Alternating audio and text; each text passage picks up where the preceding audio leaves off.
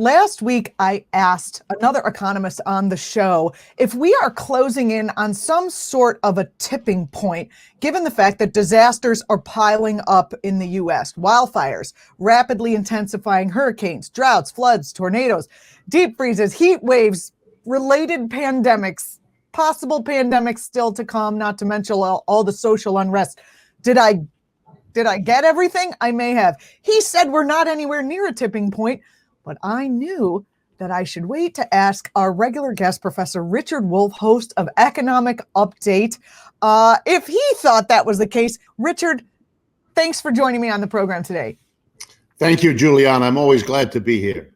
How are you enjoying late-stage capitalism? Well, let me respond to that other fellow. I don't believe in prediction. If you want to go to a carnival and ask the person in the booth, who you'll be with in 2 weeks, and you get an answer, you giggle, and it's amusement. If you start agonizing about being with that person in 2 weeks, you've misunderstood what's going on. Nobody can tell the future, not that person, not you, and no economist that I have ever met, and I've met a lot of them. So I'm not going to engage in what's going to happen in the future because that's fakery, and I'm not interested. When that person, therefore, assures you that we're nowhere near it, that person claims to know where we are and what's going to happen. Here's what I can tell you, since I don't engage in that kind of stuff. We are closer. I can't tell you if and when it's going to happen. That's silly. But we are closer to such a point now than we have been at any point in my lifetime. And that's saying something, given I have gray hair and all the rest. And let me add a couple of things to the list you began with. Your list is exactly right, but it's not complete. The racial tensions in our society, the demand of women to finally be equal partners in this world and not subordinated in the countless ways, big and small, that we know that continues to happen. These are major problems. They've been around a long time, heaven knows, but they are coming to a head. The Me Too movement, the Black Lives Matter movement, you could list them on. Yeah, they're coming to a kind of crescendo, and the people pushing these issues are not going to be shut up or shut down or pushed away. I'm sure, just to clarify, I'm sure what you mean is those underlying issues that have driven these movements are continuing to percolate, and we've reached a head where the activists are not backing down at this point. Right. And these activists, that's really what I'm after. These activists are not going to be told to go away or it's not a priority. All the usual attempts made to stop the movement from being loud and clear about what it's concerned about. I don't think these folks are going to go away. The sticking power is remarkable. We're tired coming from the woman's perspective. Yes. We've had it. That's it. That's right. It's a little bit like in France when that yellow vest movement began 18 months ago. All the usual predictors, like your guest from before, were telling you, well, yes, these are the French people. They like to go out in the streets a little bit. It'll all blow over. Here we are 2 years later, and it hasn't blown over yet, and there's no sign that it's going to. It's a remarkable phenomena there, and I think the parallels are here. But let me add a couple more. The United States is now on the losing side of a contest with the People's Republic of China to be the dominant economic driver of the world economy. And I mean that as seriously as I just said. Let me give you a report from yesterday. The HSBC Bank, one of the largest banks in the world, announced, and I'm going to use their words yesterday, a pivot to Asia in their activities.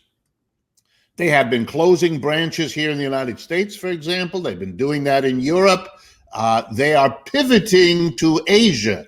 And they explain in their press release why.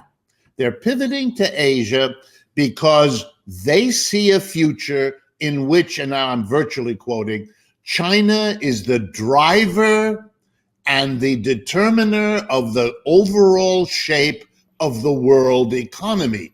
Well, language like that applied to the United States for most of the 75 years since the end of World War II. And it is now being applied to the Chinese. And this is happening across the board. Hollywood, 2 weeks ago, announcements came out of Hollywood that during 2020, when American movie theaters were closed because of how we failed to cope with COVID, the Chinese, who adopted a lockdown strategy, were able to reopen their movie houses, with the result of a stunning statistic. More people saw Hollywood movies in China than in the United States for the first time in history. And why is this important? Because every Hollywood filmmaker is now calculating the costs and benefits of making a movie, in part by taking into account the ability to sell it for showing in China and to make a money from that enough to make the decision whether to have the movie or not, etc. So even in the core kind of Hollywood filmmaking industry, the rising power of China and the declining economic power of the United States are having to be taken into account. When you put all that together with the failure to deal with COVID, with Texas' failure to deal with a cold snap, and California with its fires, and on, yeah, you'd have to say we are getting closer. That doesn't allow me to tell you this year, next year, 20 years, and all the things that can happen between now and then. But the glib saying, oh, don't worry, that is a very strange way. That reminds me of a 3-year-old person who sees a scary doggy and puts his or her hands in front of her face, hoping that by doing that, the scary doggy will go away. And they have to get a little older before they learn that, yeah, you may not see it, but yeah, it might still be there. The U.S. economy is very large. And so the question is, are we having death by 1,000 cuts here as those disasters tend to pile up? And I know you're not in the prediction game, which I really appreciate, because we just want to kind of study history, study theory, that kind of thing. And we appreciate you coming on to be able to do that. Is that the way these, in the past, when we're discussing late stage capitalism, is that what it looks like? The 1,000 cuts death? Yes and no. Let me suggest an alternative metaphor. The way this works most of the time, which doesn't mean it'll have to work this way now, but most of the time, is that the people on top in a declining society, whether they admit it or not publicly, even whether they admit it or not to themselves, begin to react to the decline by holding on even harder to whatever gains or privileges or opportunities that are still there for them. And in that process, those who are most powerful, who are best positioned in the society to do that, succeed. And what that in the end means is they push off the costs of the decline onto those who cannot protect themselves, who cannot escape from the decline. Like what we're seeing in Texas, where absolutely. You're going to see now that serious conversation about doing in Texas what, in fact, California did. 20 years ago, there was a scandal with energy companies. Very famous name of one, Enron. It was people learned about it. They stole vast amounts of money by manipulating prices and moving oil and gas from one subsidiary to another. The details don't matter. Was that 20 years ago? Yeah. I'm all of a sudden like, oh, wow. Yeah, it was a long time ago. And the reason I mentioned the 20 years is that one of the ways they tried to compensate, to offset all the damage done by that company, was by providing help to people funded, get ready for this, funded by a surcharge on utility bills to the people of California, who have been paying that surcharge for 20 years.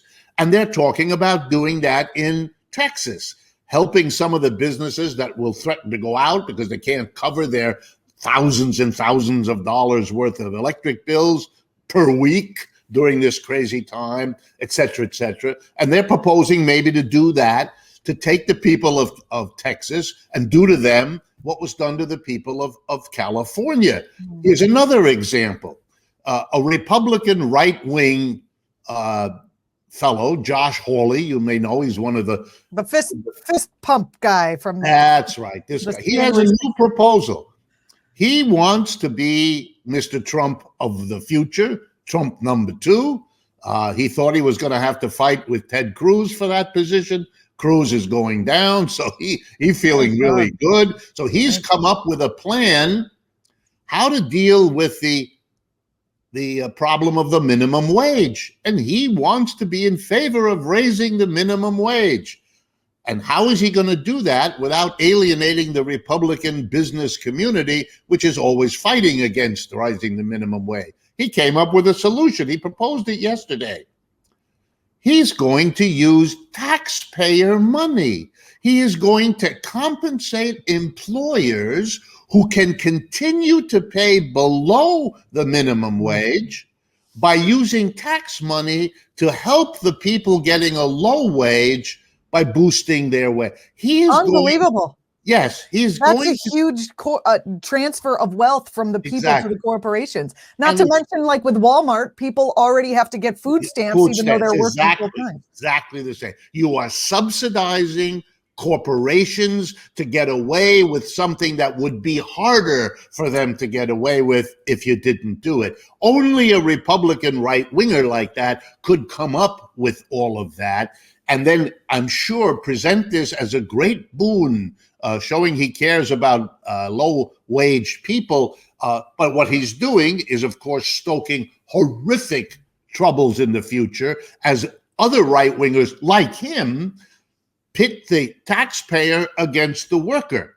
because the taxpayer is paying the worker now directly through this subsidy, and the employer is laughing all the way to the bank because the worker gets more money but doesn't cost the employer. I mean, it's grotesque. But these should be seen, that's my point, as mechanisms whereby the people who are having a harder time at the top offload the burdens of being in a declining economy onto those least able to protect themselves, workers, taxpayers, and so on. And that usually blows this. After a certain point, the mass of people being squeezed, and here's where your 1,000 cuts come in, by all the ways that those at the top offload the burden of a declining economy, it ends up being too many things, and then you blow up and try to scale the wall at the Capitol or fill in the blank and what forms it takes. Professor Richard Wolff, we're speaking to Professor Wolff, host of Economic Update. Professor, what would be federal policy that could rein in these corporations? And are there examples from, say, other systems that you would suggest we do here in the United States, if possible? Sure. I mean, let's start with Texas because it's on people's minds and people have a sense of what's gone on there. We permitted as a society the Texas energy companies to do something that should never have been allowed. All the rest of the country, even parts of Texas, are part of the two national grids. And basically, all you need to understand about that is in a time of difficulty, in one area, you can draw electricity or resources, energy from other areas. It's just, it's what a nation does. Cold does not hit the country all at once.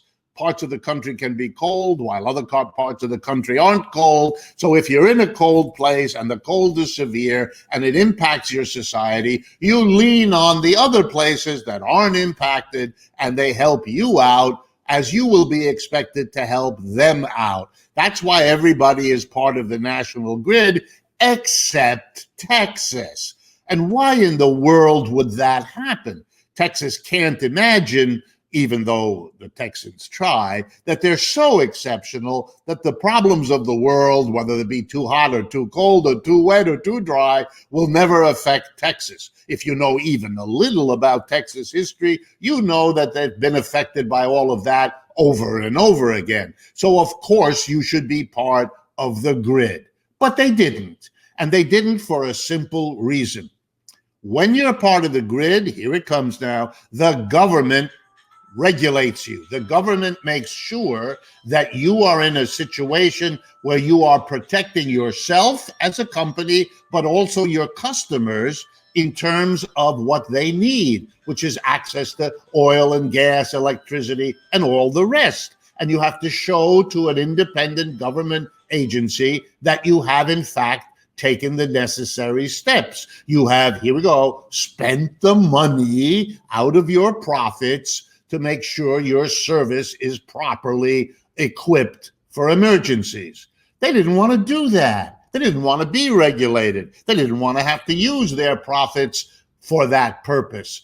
And they understood very clearly that if you have a local commission in Texas, rather than a national one, it'll be much easier to persuade them, to donate to them, to bribe them, whatever may be necessary, than to do that on a national basis. It was the short-sighted, profit-driven greed of these companies that made them opt out of the federal system, have their own system, and then, surprise to nobody, that little local system was, as we say in economics, a case of a regulator captured by those they're supposed to regulate. And that's why we had this disaster. So one solution, absolutely part of it, is to have independent governmental oversight.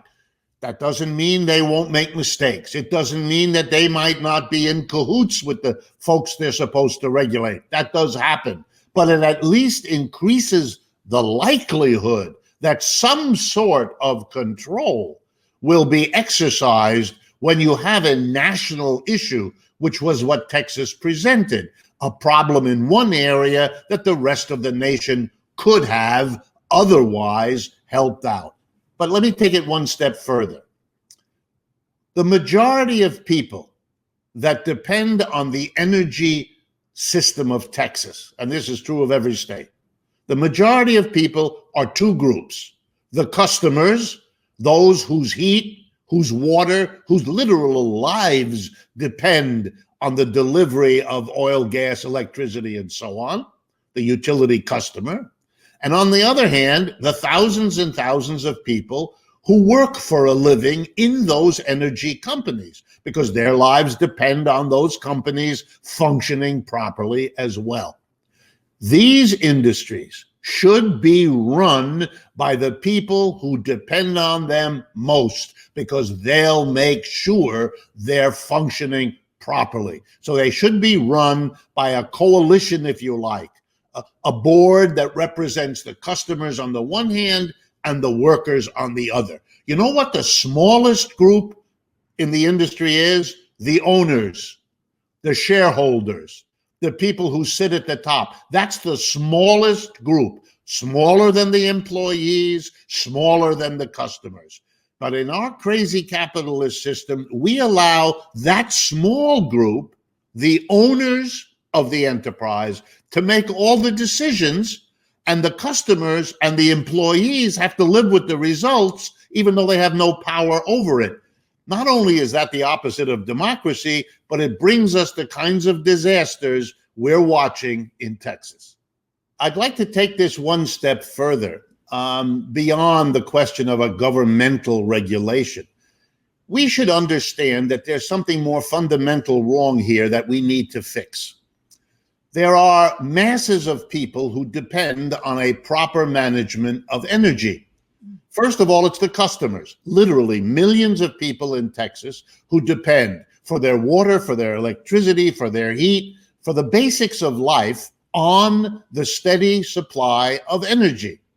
And the second big group are the employees, the tens of thousands of people who work to deliver that energy in a regular way to the mass of the people. Then there is a third group, much smaller than the first two. The third group are the owners, the people who own the shares of the companies that produce and transmit the energy. That's a layout, if you like, of the three groups. Two that are very big, customers and workers, and one that is very small, the owners, the major owners. But in our strange capitalist system, it's that third small group, the owners, who make all the decisions, who made the decision to keep Texas out of the grid, to make the decision not to spend the money to prepare for the cold snap we've just had. They're the ones who run the businesses. The mass of the consumers and the mass of the employees have to live with the decisions that tiny, unaccountable group makes. And the results of that are not only that the workplace is very undemocratic, but it means that profit-driven greed of those small numbers of owners are decisive and can lead to the terrible imposition of losses and costs, including life itself, on the customers and on the workers. And so my proposal is obvious. These industries should be run by boards that represent, first and foremost, the customer and the worker.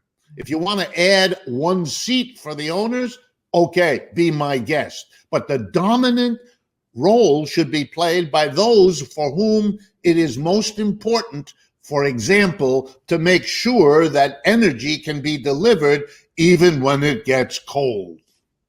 It's just shocking what happened there, Yeah. but not so shocking if you've been studying and really looking into what's happening in our society. What are your thoughts about public awareness around how people have been basically screwed by these companies? I mean, Texas is a state where people vote against their own interests for whatever God-fearing reason they believe it, and then the lights turn off and then everyone's mad and suddenly they want government to come in and fix it when they've been undermining government regulation and protections in that way since Texas. When did Texas get its Lone Star? Since Texas became Texas. Well, I think you're seeing, and we're all up against what we allow in the way of mass media. We allow private enterprises to run the information systems of this country overwhelmingly. So if there is a mass media, and I'll pick one, Fox News, why not?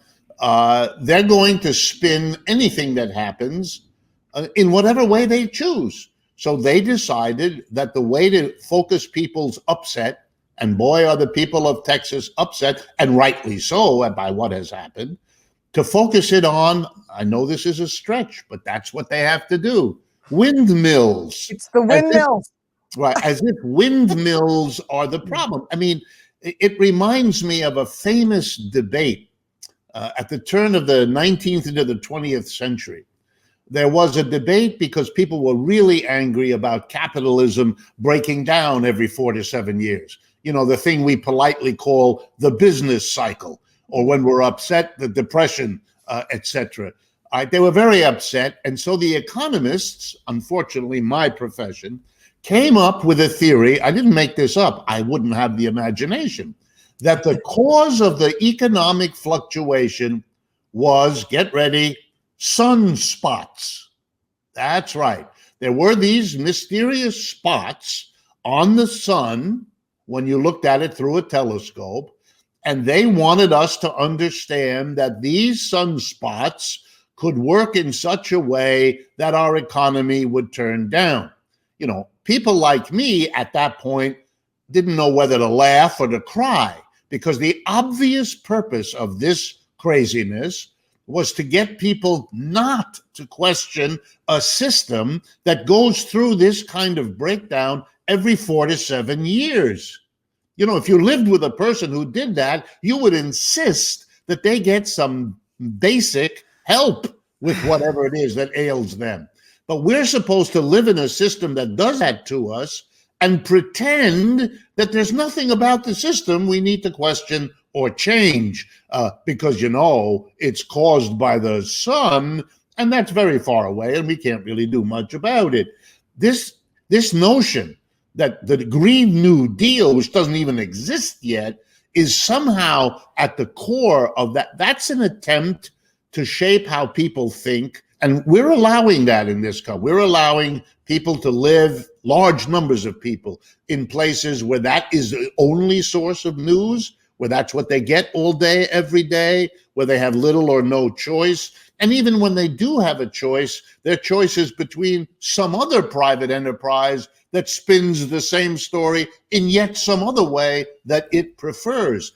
And then to tell us that somehow out of all of these private companies telling us what's going on, we can be assured that the truth will somehow come through all of that. I mean, that takes credulity to a level most adults, I hope, will not allow it to go. We don't have a reliable, independent source of news, something that is required to present a range of points of view, not one that is decided by some owner, all of them. Let me tell you a story. My family is French. I went to France many, many times in my life. And I remember the first time when I was a college student, sitting Sunday morning next to my family watching television. And Sunday morning in France, they have programs like we do, Meet the Press. And these are the kind of programs that my family liked to watch. And I remember being shocked because that Sunday morning on the number one such show on TV was the head of the French Communist Party answering questions about what the party thought about this or that. And I realized that this could never happen in the United States. It never had happened in the United States. I had no idea who the American Communist Party leader might have been. I had never seen or heard him or her, nothing. But in France, this is a government-run, and therefore there has to be rotation. One Sunday, you hear the Communist Party leader. One Sunday, you hear the right-wing party leader. One Sunday, you hear the one in the middle. And there's a notion that has to be done so that the public gets a sense of who's out there. This is not done in the United States. And it's our loss as a society because most of the Americans live, as we now say, in a silo. They live in that community where they listen to that kind of interpretation all day, every day, and they never have the experience that is routine in a place like France. We used to have the fairness doctrine, and now we don't have that either. There was a motion to get in that direction. People understood that we were in a peculiar backward situation. We keep our people politically uninformed. That, I hate to have to say it. I'm born in Ohio. I've lived all my life in the United States. I know these stupid Americans. But God, it is embarrassing. It is nothing short of embarrassing that we allow ourselves to be imprisoned by profit-making enterprises whose goal is to get as many of us to watch so they can sell time to advertisers. I mean, that should govern the news we get and how it's presented. There's no excuse for that. Yeah, the rise of fascistic regimes in history have always been gone hand in hand with propaganda and trying to propagandize entire populations. And it seems like we're pretty close to that, except for people who, even people watching what is considered left corporate media are still missing parts of the big picture. Absolutely. Because there are things, I'm reminded of the debate in my profession. The debate in my profession has been what the mainstream, neoclassical economics it's called, and the criticism, Keynesian economics. I grew up on that, undergraduate, that's all we ever heard. Does the state intervene more or less? The only thing that neoclassical and Keynesian economists could ever agree on in all of my universities was to have no Marxists at all. So we had none. We had neoclassicals and we had Keynesians, and they had a big debate and they got very excited about it. And we as students had to learn all about it. But Marxian economics, both of them ruled that one out. So the only way people like me could learn it was to do it on our own, which a group of us as students, we went out and did it. And you can do it. And that's better than being unable to do it. But in terms of what the curriculum offered, and by the way, there is no excuse for that. This was going on when half the world was governed by governments and political movements and parties that thought about the world in Marxist terms, that proudly said they were governing in a Marxist framework. I'm not arguing you have to agree with that, but to teach us nothing about it except a dismissive wave of the hand, there's no justification for that in the realm of education. That was pure propagandistic fear that was driving our professors to keep away from that, lest their careers be besmirched by being thought to have some knowledge or interest in this taboo subject. It's fascinating. I mean, even the universities are complicit, is basically what you're saying, in the fact Absolutely. that we don't have. And, I think that actually points to the rise in popularity of what you're doing, because people are getting access through YouTube, through other means, but good or bad, social media has provided a platform for alternative voices at this point. I mean, they're doing all kinds of stuff to get rid of everybody, including us. But up until this point, you've been able to do that. Yes, and I think, ironically, and I hope folks enjoy the humor of this, ironically, it's happened to me more than a few times that I begin to understand that what people, and I am terribly gratified by the growth of my audience, really, it's obviously flattering, it's stroking the ego and all of the rest of it, and I don't deny it for a minute. But I have noticed that part of what's going on is that I am presenting fairly standardized, let's call them Marxist or socialist ideas. But people don't know that. So they are very complimentary to me, as if I invented or originated or discovered. And I don't want to take away from my ego. I need it as much as the next person. But the truth is, much of what people find interesting and delightful is what was kept from them, and that they may have had moments when they kind of suspected it. I hate to make a difficult analogy, but it's a little bit like sex. You can't hear about it. Your teachers are afraid to talk to you about it, maybe your parents too. So that when finally someone does, it's a very interesting, because of course it's occurred to you, you live in a culture the way we do, so it's always there. So is the Marxist critique of capitalism. It's lurking all over the place, but it's taboo to talk about it openly and honestly. When I do that, people are grateful, and I can see it in their eyes. And I don't want to take away from that, but the truth of it is, the humor, it's not me. I mean, thank you for being grateful to me. But you do present it in a certain way, and you have been presenting it as a professor for years. And then it's wonderful to be able to have basically a continuing graduate school education based on current events through your work, which is Economic Update. I suggest everyone going over to the YouTube channel, Democracy at Work. I'm over there too. So I just, for full disclosure, I that's right. host occasional podcast on the network, for which I feel very grateful to be able to do. Professor Wolff, I think what's important in the work that you do, not to just talk about you this whole time, but is the fact that you are nonpartisan. You give it to the Democratic Party, which is supposed to be closer to a regulated system, than equally as much as you kind of point out the flaws which are more obvious to me, at least, in the Republican Party. And I think that makes you basically a truth teller that people on both sides can hear without feeling like they're being pushed or preached to, etc. Yeah, I want that to be that way. In other words, that's deliberate. I want folks to understand that I am not a partisan of the Democrats as opposed to the Republicans.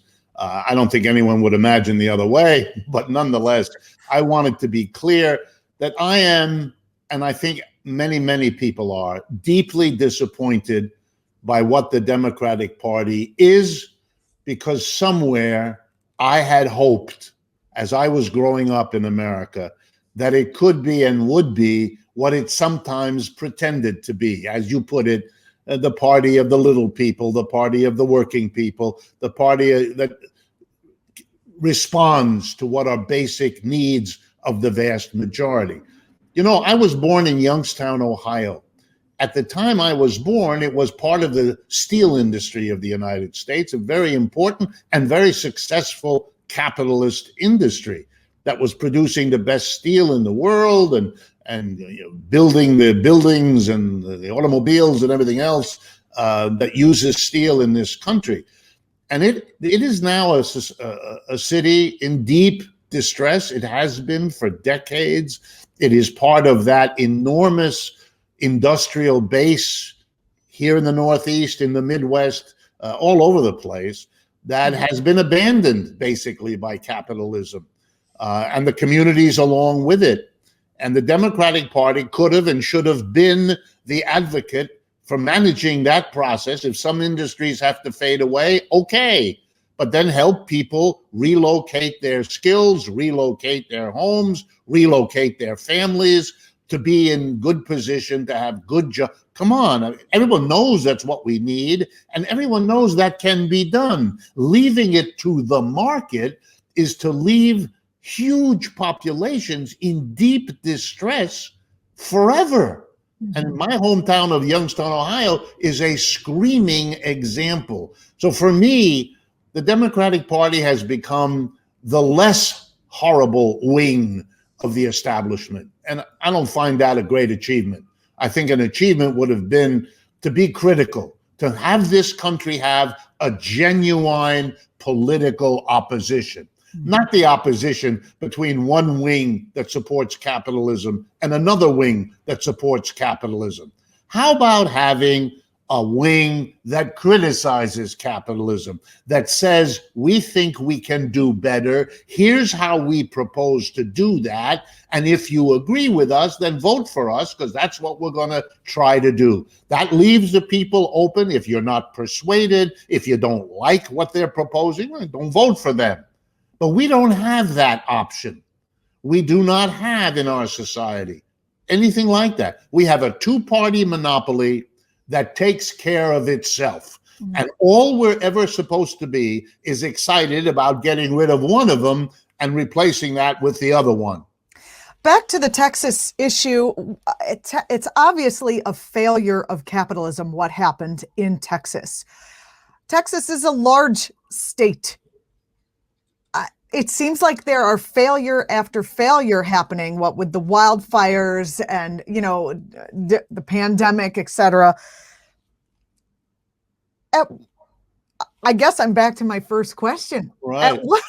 At what point, do people wake up to see that this is because of capitalism? What with the stronghold that we discussed in the middle of the show here about with the media brainwashing them constantly that it's always about windmills or whatever, whatever the issue is. When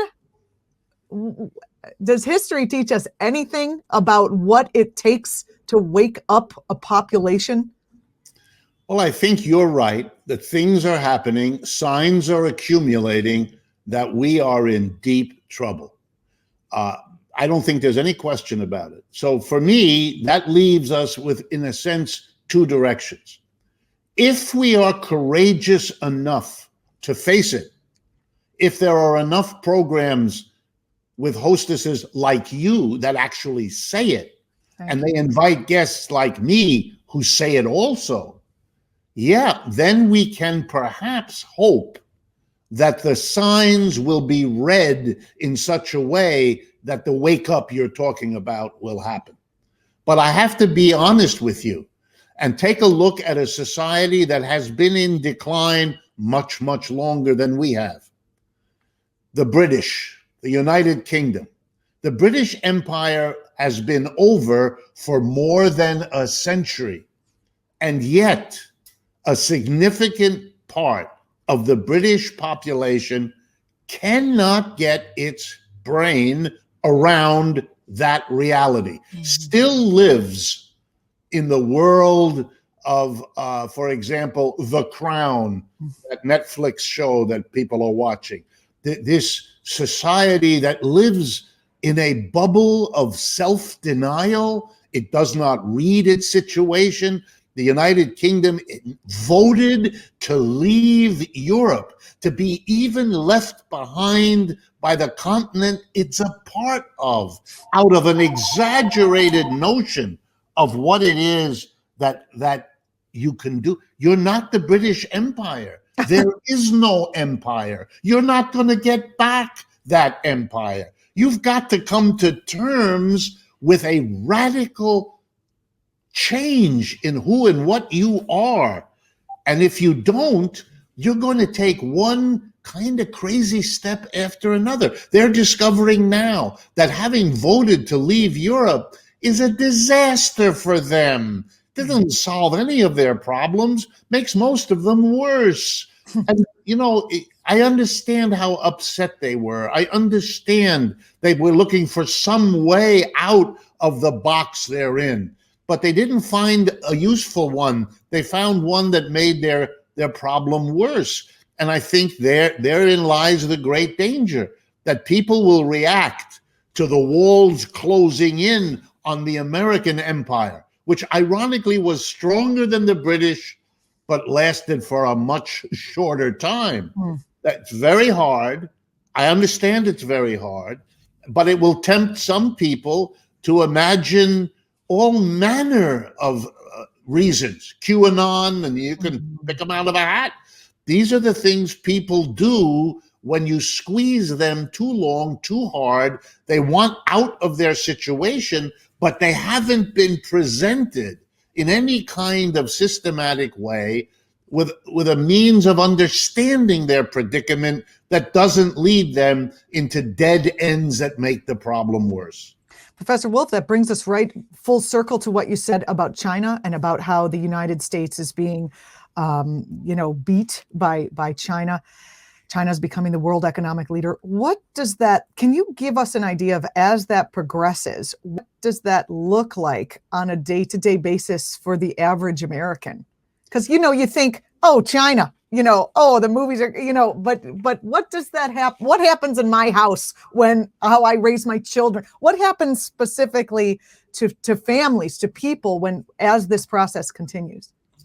Well, I think what you're going to see is a steady, you're already seeing it, but you're going to see more and more of a reconstruction of what China means. It's going to become an important part of our lives. Now, it already is, in terms of the vast number of products sitting in our bathrooms, our kitchens, our living rooms that say made in China when you turn them over and you look at them. You've already noticed that. Well, the Chinese want to cement their dominant position, and they're going to do that, and they're already doing it, and it's going to impact us. Let me give you a couple of examples.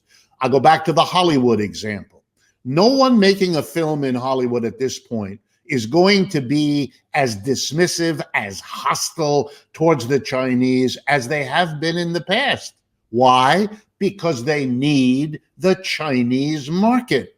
And they know that that's going to be harder to get into if you're saying nasty things about their culture or their political system or their leaders, etc. Our politicians still live in the old Cold War mentality, so they're out there beating the drum, and they're getting frustrated because they're discovering that their audience isn't willing to go along with them.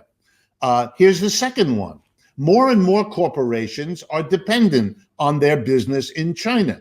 We sell more General Motors sells more cars in China than it does in the United States. They are not going quietly to give up the enormous investments they've made to build these cars in China. They want to be able to continue to do that. China is a fast-growing economy. every capitalist knows you want to be where the economy is on the upswing, and you don't want to be where it's going down.